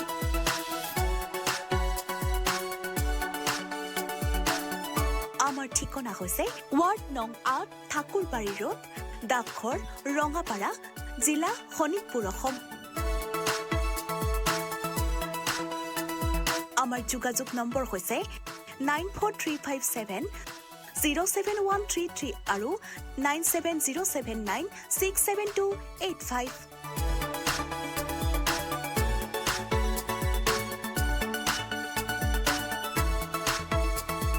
भाई बिजनेस रजिस्टर हो गया? यस, सिर्फ करंट अकाउंट बाकी है। करंट अकाउंट के लिए तो SBI बेस्ट है। यूएस मशीन मिलेगा और QR कोड भी। Best cash deposit limit, east और वेस्ट इंडस्ट्री में बेस्ट। सबको पता है। SBI करंट अकाउंट बेस्ट है। বিৰতিৰ পাছত পুনৰ যুদ্ধ কথালৈ আপোনালোকক আদৰিছোঁ। মই এতিয়া আহিছোঁ দীপংকৰ দেৱ শৰ্মাৰ ওচৰলৈ আৰু দেৱ শৰ্মা ডাঙৰীয়াৰ পৰা মই এটা কথা জানিব বিচাৰিছোঁ। যুদ্ধকালীন এই পৰিস্থিতিক লৈ আমাৰ প্ৰধানমন্ত্ৰী মোদী ডাঙৰীয়াই ভাষণ দিলে। ভাষণ দিয়াৰ পাছত বিভিন্ন ধৰণৰ কথা সৃষ্টি হ'ল। আমাৰ ভাষণৰ মাজত মোদী ডাঙৰীয়াই পাকিস্তানক সকিয়নিও দিলে, সেই ধৰণৰ ঘটনাবোৰ হ'ল। তাৰ মাজতো মই দেৱ শৰ্মা ডাঙৰীয়াক সুধিব বিচাৰিছোঁ যে ভাৰতৰ বৰ্তমান কি স্থিতি, সেই কথাই ভাষণত স্পষ্ট হ'লনে? আপুনি কি ভাবে? ভাৰতৰ স্থিতি স্পষ্ট, এইটো একদম স্পষ্ট কথা। ভাৰতৰ স্থিতি স্পষ্ট। মোদী ডাঙৰীয়াই ক'লে যে আমাক কোনো ধৰণৰ আণৱিক দম নিদিব, আণৱিক শক্তিৰ কথা আমাক নক'ব। আৰু আজি ৰাতিপুৱা কেন্দ্ৰীয় মন্ত্ৰী, আমাৰ যিটো মন্ত্ৰী ডিফেন্স মিনিষ্টাৰ, মানে যিজন প্ৰতিৰক্ষা মন্ত্ৰী ৰাজনাথ সিং ডাঙৰীয়াই জম্মুৰ এটা বিশেষ বিমান ঘাটিত গৈ উপস্থিত হৈছে। আৰু তেওঁ কৈছে যে আমাৰ ভাৰতৰ কথা একদম স্পষ্ট যে আমি কোনো কাৰণতে আমি সন্ত্ৰাসবাদক প্ৰশ্ৰয় নিদিওঁ। আমি সন্ত্ৰাসবাদক দমন কৰিছোঁ আৰু আমি সন্ত্ৰাসবাদক দমন কৰিছোঁ এই কাৰণেই দমন কৰিছোঁ যে সন্ত্ৰাসবাদক তেওঁলোকে পুহি ৰাখিছে। আৰু তেওঁলোকে যদি পুহি নাৰাখে, তেওঁলোকৰ পৃষ্ঠপোষকতাত তেওঁলোকৰ যেতিয়া জানাজা উঠিছে, জানাজাত তেওঁলোকৰ মানুহ কিয়? তেওঁলোকৰ ডাঙৰ ডাঙৰ সামৰিক বিষয়া কিয় আৰু দ্বিতীয় কথা হ'ল আজি আপোনালোকে বাতৰি পাইছে যে তেওঁলোকৰ সন্ত্ৰাসবাদীৰ এই 14জনীয়া যি সন্ত্ৰাসবাদী কানহাৰ কাণ্ডৰ যি সন্ত্ৰাসবাদী মুম্বাইৰ যি সন্ত্ৰাসবাদী যি তেওঁৰ সন্ত্ৰাসবাদী পৰিয়ালক 14 কোটি টকাৰ ক্ষতিপূৰণ দিছে আমেৰিকাই IMF-এ লোন দিছে লোনৰ পৰা 14 কোটি টকা তেওঁ দিছে আজি তেওঁ এটা কথা আকৌ স্পষ্ট কৰি দিছে জম্মুত যে আমাক কোনো ধৰণৰ আণৱিক বোমাৰ ভয় আপোনালোকে নেদেখুৱাব আমি কোনো ধৰণৰ ভয় নাখাওঁ ভাৰত এই ক্ষেত্ৰত একেবাৰে স্পষ্ট আৰু সাংঘাতিক ধৰণে স্পষ্ট কাৰণ ভাৰতৰ যিটো বৈদেশিক নীতি সেই বৈদেশিক নীতি অত্যন্ত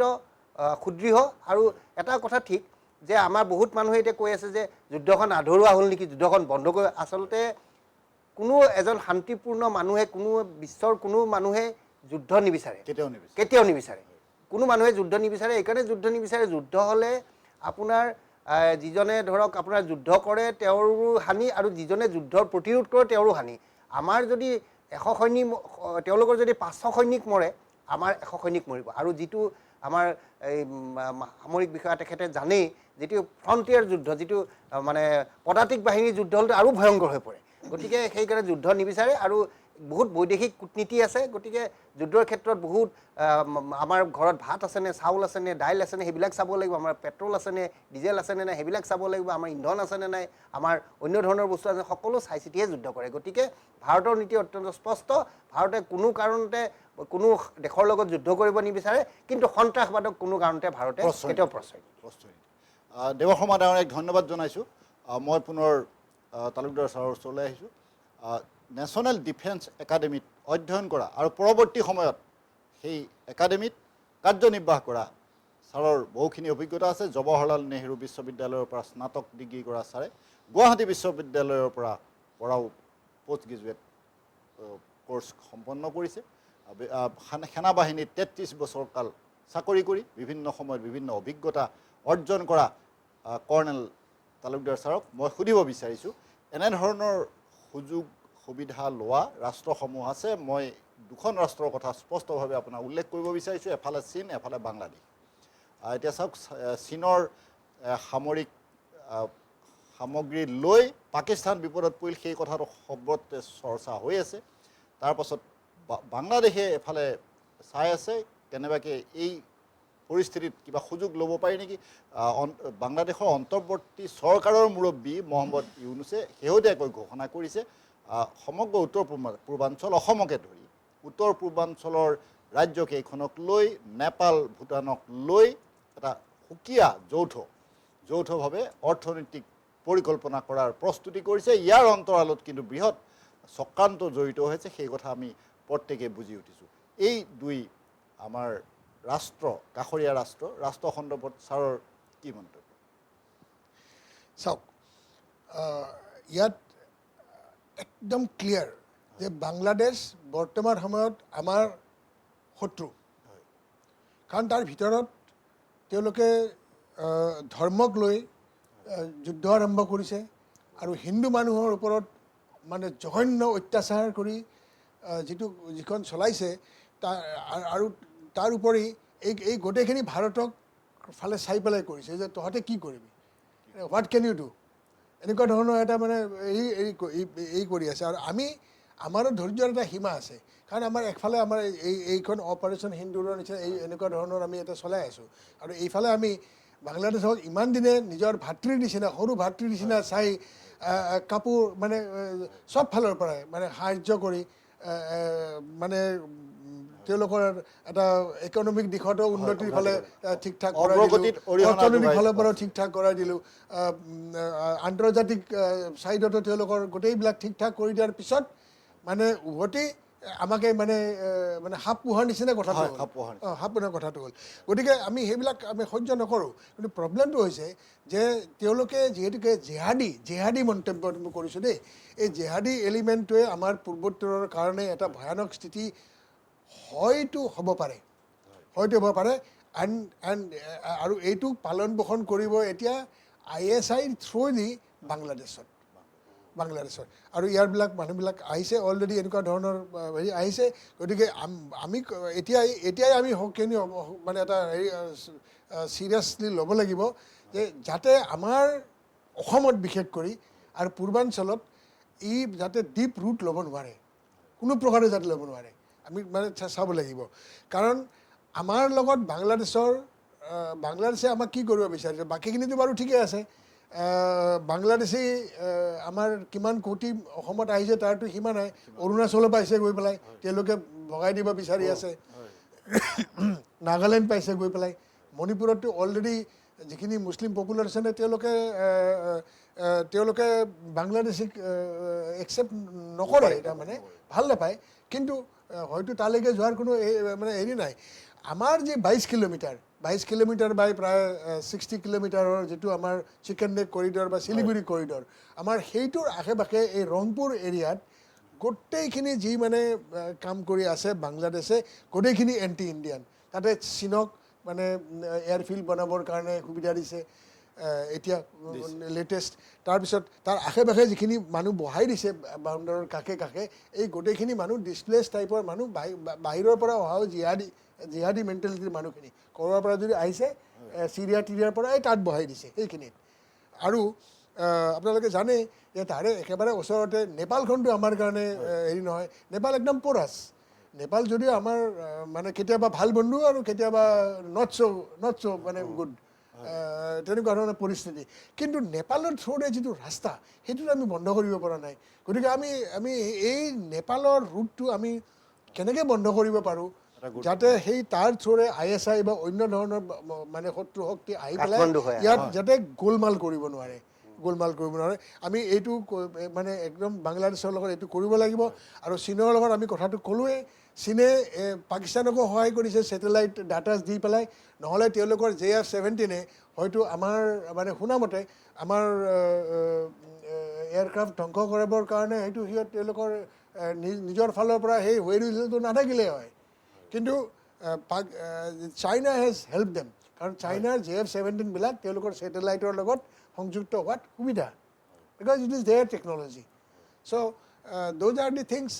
China will never be our friend, and বাংলাদেশত চাইনাই এতিয়া মানে নিজৰ নিজৰ হেৰি ৰাখিবৰ কাৰণে চেষ্টা কৰিছে। আৰু চাইনাৰ বাংলাদেশৰ কাষতে তেওঁলোকে অলৰেডি এটা আইলেণ্ড এটা সৰু লৈছে। আৰু টু চাৰ্কল এই যে ৰিং অফ পাৰ্লছ বুলি ভাৰতবৰ্ষক চাৰিওফালে সৰু সৰু আইলেণ্ডবিলাক লৈ পেলাই তাত ঘাটি বনাই পেলাই চীনৰ এটা মানে হেৰি যে কেনেকুৱাকৈ আমি মানে আগুৰি পেলাব পাৰোঁ। আৰু তাত বাংলাদেশে আৰু সহায় কৰিব পাৰে। গতিকে এইটো এটা আমাৰ কাৰণে ভাল খবৰ নহয়। গতিকে উই হেভ টু টেক প্ৰিকশ্যনেৰী মেজাৰ যাতে আমি তাৰ প্ৰত্যুত্তৰ ভাল কৰি দিব পাৰোঁ। আৰু আমাৰ ওচৰত যিহেতুকে টেকনলজিকেলি উই আৰ এডভান্স, আৰু আমি গোটেই বিশ্বকে দেখুৱাই দিলোঁ যে আমি আমাৰ টেকনলজি মানে প্ৰদৰ্শন দেখি পেলাই আমেৰিকা, চীন মানে চবৰে চকু ডাঙৰ হৈ পৰিছে। ভাৰতবৰ্ষই কি কৰিলে, এনেকুৱা ধৰণৰ কথা। ছাৰক ধন্যবাদ জনাইছোঁ। মই পুনৰ দেৱ শৰ্মা ডাঙৰীয়াৰ ওচৰলৈ আহিছোঁ আৰু তেখেতক অকণমান আমাৰ প্ৰসংগৰ লগত সম্পৰ্ক থকা এটা অন্য বিষয়ৰ প্ৰতি মই দৃষ্টি আকৰ্ষণ কৰিব বিচাৰিছোঁ। শেহতীয়াকৈ দেখা গৈছে মধ্যপ্ৰদেশত এগৰাকী মন্ত্ৰীৰ কাণ্ডই মানে সকলোৰে চকু কপালত তুলিছে। কৰ্ণেল ছফিয়া কুৰেশ্বীক সন্ত্ৰাসবাদী ভগ্নী বুলি আখ্যা দি তেখেত বিতৰ্কত সোমাই পৰিছে আৰু ন্যায়ালয়ৰ নিৰ্দেশত তেখেতৰ বিৰুদ্ধে গোচৰ ৰুজু কৰিবলৈ বাধ্য হৈছে আৰক্ষী। এনেধৰণৰ ঘটনাবিলাক ঘটিছে। আৰু শেহতীয়াকৈ আমাৰ ৰাজ্যখনো পাছ পৰি থকা নাই। এইকাৰণে পাছ পৰি থকা নাই, এগৰাকী জনপ্ৰতিনিধি শেহতীয়াকৈ NSAৰ অধীনত গ্ৰেপ্তাৰ হ'ব লগা হৈছে। এনেধৰণৰ ঘটনা আমাৰ ইয়াতো আজিও এনে লোক গ্ৰেপ্তাৰ বৰণ কৰিছে যি লোকে সামাজিক মাধ্যমত পাকিস্তানক সমৰ্থন কৰি মন্তব্য প্ৰকাশ কৰিছে, লিখিছে, তেখেতসকলৰ অভিব্যক্তি প্ৰকাশ কৰিছে। এনেধৰণৰ ঘটনাবোৰ ঘটি আছে। আপুনি এই সন্দৰ্ভত কি কয়? এই সন্দৰ্ভত মোৰ একদম স্পষ্ট মত। আমাৰ তেখেত কৰ্ণেল ডাঙৰীয়াই মানে এই ক্ষেত্ৰত ভালকৈ জানিব যে এনেকুৱা হ'বই। গোটেই ভাৰত বুলি নহয়, প্ৰতি দেশতে এটা এইটো সাধাৰণ মানুহে নাজানে, এটা শ্লিপাৰ চেল বুলি চেল থাকে। শ্লিপাৰ চেল মানে আপুনি ঘৰত আপোনাৰ এই শ্লিপাৰ চেলত মানে কেনেকুৱা, আপোনাৰ ধৰক ঘৰত এজোপা আপুনি গছ পুহি ৰাখিছে, গছ এডাল ৰোপণ কৰিছে, গছডালৰ কাষত আকৌ আপুনি বেলেগ ৩-৪ডাল গছ ৰোপণ কৰিছে, ধৰক আপুনি এডাল গছ মৰিলে এডাল গছে আপোনাক ফল দিব। ঠিক তেনেকৈ শ্লিপাৰ চেলটোত কোনোবা ৰাজনীতিবিদ থাকিব পাৰে, কোনোবা ছাত্ৰ নেতা থাকিব পাৰে, কোনোবা হয়তো সাংবাদিকো থাকিব পাৰে, মই এইটোও নকওঁ, কোনোবা সাংবাদিকো থাকিব পাৰে বা কোনোবা ধৰক ডাঙৰ উচ্চপদস্থ বিষয়াও থাকিব পাৰে। এই শ্লিপাৰ চেলৰ এটা ধাৰণা গোটেই বিশ্বজুৰি আছে, এইটো দ্বিতীয় বিশ্বযুদ্ধৰ সময়ৰ পৰা আৰম্ভ হৈছে। ঠিক এই শ্লিপাৰ চেলৰ অংশ হিচাপে হয়তো এতিয়া আপোনাৰ মধ্যপ্ৰদেশৰ মন্ত্ৰীজনো থাকিব পাৰে, আমাৰ অসমৰ যিগৰাকী বিধায়ক গ্ৰেপ্তাৰ হৈছে তেওঁ থাকিব পাৰে, আৰু সেই তাত কোনো ধৰ্ম নাই, কোনো ভাষা নাই, তাত হিন্দুও থাকিব পাৰে, তাত মুছলমানো থাকিব পাৰে বা খ্ৰীষ্টানো থাকিব পাৰে। গতিকে এই শ্লিপাৰ চেলৰ তেওঁলোকক তাৰমানে গছ আৰু সেই গছপুলিটোক সাৰ পানী দি পেলাই যোগান ধৰি থাকে। তাৰমানে এইটো এটা যোগসূত্ৰ থাকে, তেওঁলোকক তাৰমানে এটা বিশেষ অংকৰ পৰা মানে তেওঁলোকক ধন দি থাকে, ধনেদি তেওঁলোকক কিনি ৰাখে, তেওঁলোকক ধৰক খৰচ মানে অজস্ৰ খৰচ কৰিব দিয়ে। আপোনাৰ এটা সৰু উদাহৰণ মই আপোনালোকক কৈছোঁ, আপুনি যিহেতু যুদ্ধৰ প্ৰসংগৰ পৰা অলপ বেলেগ ধৰণৰ কৈছে, আমাৰ অসমত যি সময়ত কা আন্দোলন হৈছিলে সেই সময়ত অসমত এনেকুৱা কিছুমান মানুহক বাহিৰা কিছুমান দেশৰ পৰা বা বেলেগ শক্তিৰ পৰা এনেকুৱা লাখ লাখ টকা দি পেলাই তেওঁলোকক মানে কিনি থোৱা হৈছিল যে তেওঁলোকে যাতে এইটোক মানে বিৰোধ কৰে। সেইটো আপোনালোকে হয়তো সাংবাদিক হিচাপে আপুনি ভালকৈ গম পাইছে। গতিকে এই বস্তুটো শ্লিপাৰ চেলৰ অধীন, তাত মন্ত্ৰীও থাকিব পাৰে, তাত কোনোবা বিধায়কো থাকিব পাৰে, মই কৈছোঁ নহয় ছাত্ৰ নেতাও থাকিব পাৰে। গতিকে এনেকুৱা কোনো অৱধাৰিত কোনো ডাঙৰ কথা নহয়, এইটো ক'ব পাৰে। আৰু তেওঁলোকক ভাৰতীয় ন্যায় সংহিতা, যিটো আজিকালি ন্যায় সংহিতা বুলি কয়, IPC আছিলে আজিকালি ন্যায় সংহিতাৰ যোগেদি তেওঁলোকক হেৰি কৰে। কিন্তু মই বাৰম্বাৰ কৈছোঁ এটা কথা, মানে উল্লেখ কৰোঁ, বহুত ঠাইত মই কৈছোঁ যে আমাৰ বাহিৰা শত্ৰুক আমি দেখা পাওঁ, কিন্তু বাহিৰা শত্ৰুতকৈ আমাৰ ভিতৰুৱা শত্ৰুক কিছু ক্ষেত্ৰত চিনিব লাগিব। এই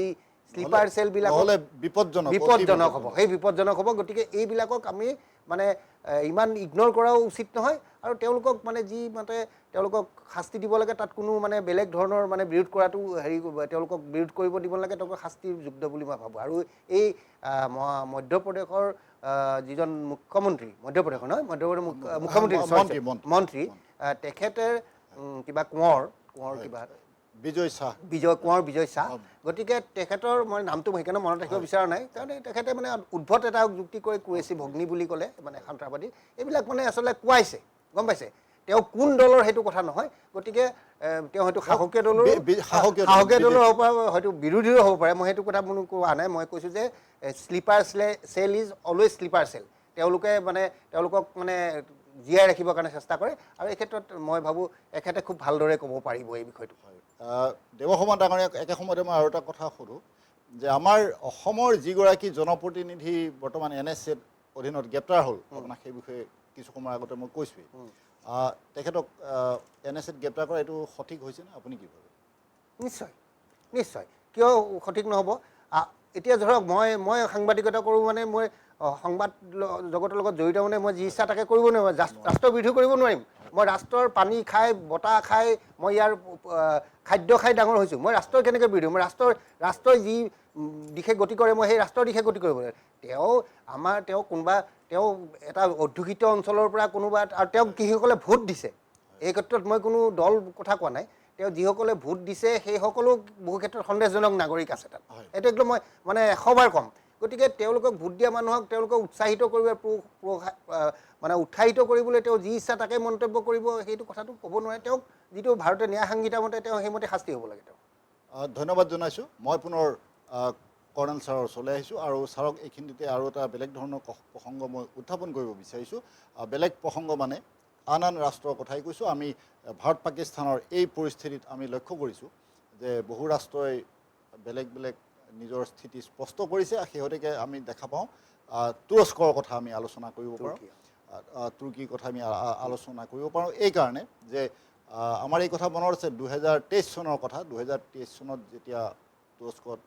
সাংঘাতিক ধৰণে ভূমিকম্প হৈছিলে, তাৰ অৱস্থা বেয়া হৈ গৈছিলে, সেই সময়ত আমাৰ ভাৰতে সাংঘাতিক সাহায্য আগবঢ়াবলৈ প্ৰথম বাটকটীয়াৰ ভূমিকা লোৱা ৰাষ্ট্ৰখন আছিলে ভাৰত। কিন্তু এই পৰিস্থিতিত চাওক, তুৰ্কী সেনা পাকিস্তানলৈ আহিছে, এনে বাতৰিও আমাৰ ওলাইছে। 3 শতাধিক ড্ৰোন ভাৰতৰ বিৰুদ্ধে ব্যৱহাৰ কৰিবলৈ তুৰ্কীয়ে দিছে। এই বিষয়ত আপুনি কি কয়?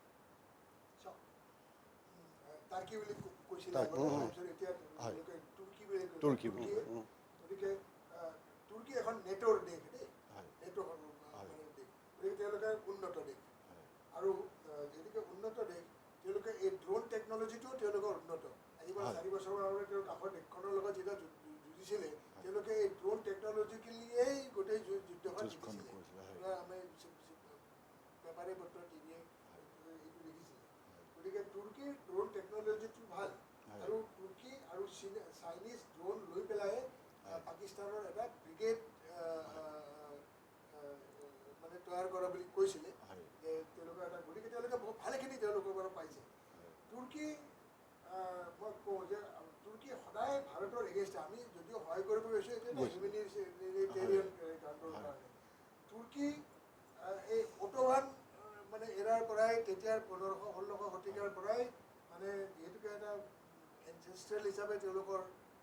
ইছলামৰ ওপৰত এটা কিবা এটা সাংঘাতিক মানে দৰদ আছে, হেৰি থকা বুলি ভাবে। দৰদ বুলি মানে এটা যে তেওঁলোকেই মানে মেইন লেণ্ড। তেওঁলোকেতো আমাৰ চাউদি আৰবিয়াৰ পৰা মাক্কা মদিনাৰ ঠাইত ইস্তানবুলেই মানে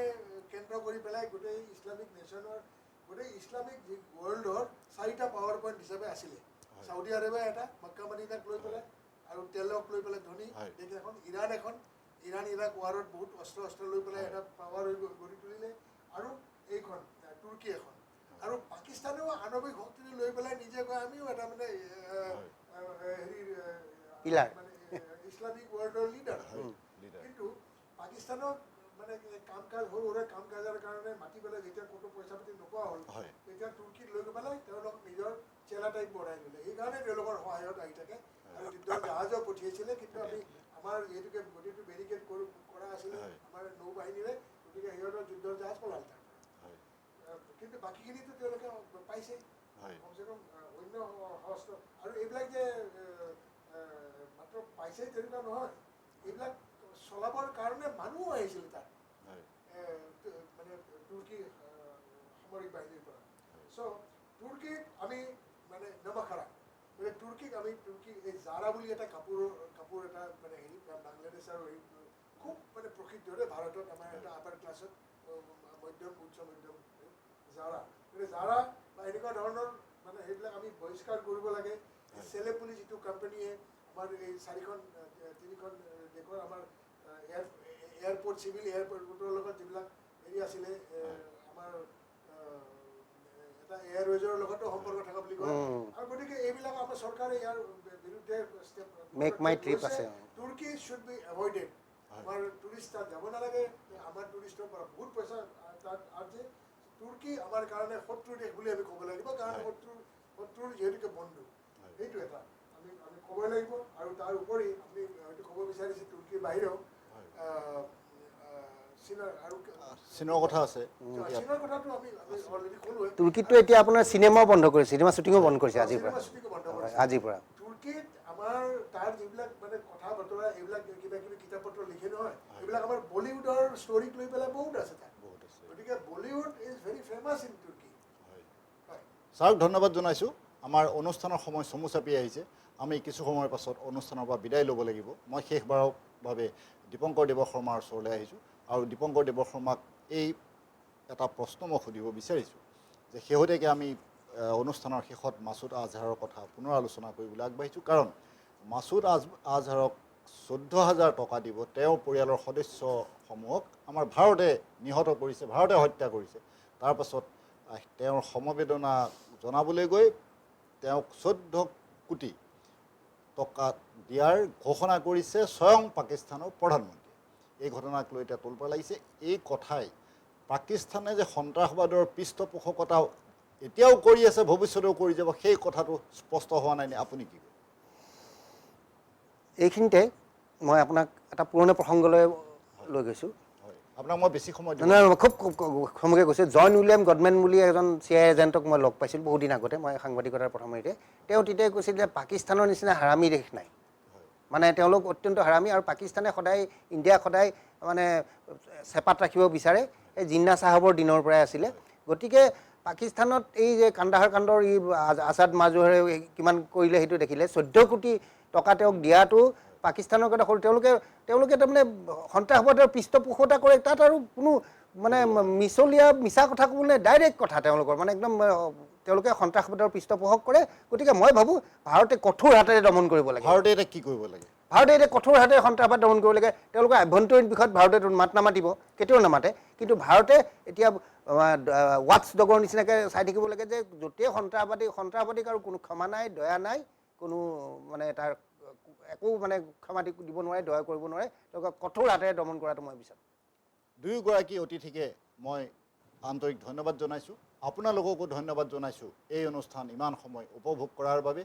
আমি আজি যুদ্ধ কথাত বহুখিনি গুৰুত্বপূৰ্ণ কথা বিশ্লেষণ কৰিলোঁ এই দুগৰাকী অতিথিৰ সৈতে এনেধৰণৰ অন্যান্য অনুষ্ঠান আৰু বিশদ বা বাতৰিৰ বাবে চাই থাকিব এনি ভাৰত 24 এতিয়া বিদায় লৈছোঁ কুশলে থাকিব